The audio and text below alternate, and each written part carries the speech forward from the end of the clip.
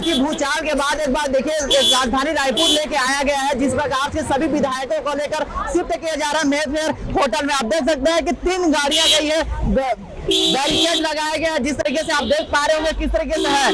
मेरे पीछे आप सहयोग देख सकते हैं किस तरीके से बैरिकेड के द्वारा पूरे पुलिस की व्यवस्था जिस तरीके से किया गया है, वो आप देख पा रहे हैं कि किस तरीके से पुलिस की व्यवस्था भारी बलों के साथ किया गया है। जिस प्रकार से देख सकते हैं आप, ये अभी निकली है गाड़ी जिस प्रकार से। अब ये तीनों बस जाएगी, ये तीनों बस जो जाएगी फिर होटल जाएंगे। ये तीनों बस जिस प्रकार से वहां शिफ्ट किया जाएगा, तीनों विधायकों को पुलिस व्यवस्था में काफी चौक चौबंद किया गया था। जिस प्रकार से आप देख पा रहे होंगे किस तरीके से यहाँ से पूरे गाड़ी निकलेगी। कैमरामैन दिनेश राव के साथ महेश कुमार साहू, रायपुर।